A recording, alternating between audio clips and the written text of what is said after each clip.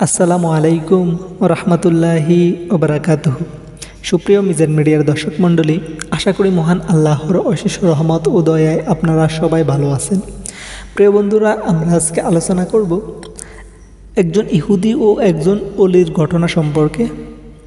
একদিন এক ইহুদি একজন অলির দরবারে এসে জিজ্ঞাসা করল, যখন আমরা আমাদের উপাসনা করি তখন আমাদের খেয়াল অন্যদিকে যায় না, এমনকি মনে কোনো প্রকার অসুয়াশার সৃষ্টিও হয় না, এমনকি শয়তানি চিন্তা ভুলেও ধারে কাছে আসে না।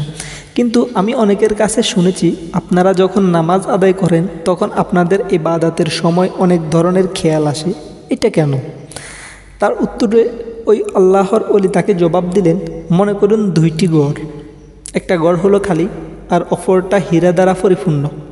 এখন বলুন দেখি, চোর কোন ঘরের ভিতরে চুরি করতে আসবে? উত্তরে ইহুদি বলল, অবশ্যই যে ঘরে হীরা আছে সে ঘরে। এবার সেই অলি তাকে বললেন, কাফির এবং মুসলমানের অন্তরের অবস্থা হলো এরকমই। যার কাছে শুরু থেকেই ঈমান নাই সেখানে শয়তান কি চুরি করতে আসবে? আর যার কাছে ঈমান আছে শয়তান তো সেখানেই আসবে। আল্লাহ আমাদের বোঝার তৌফিক দান করুন, আমিন। প্রিয় বন্ধুরা, এই ছিল ভিডিওটি। আসসালামু আলাইকুম ওয়া রাহমাতুল্লাহি ওয়া বারাকাতুহু।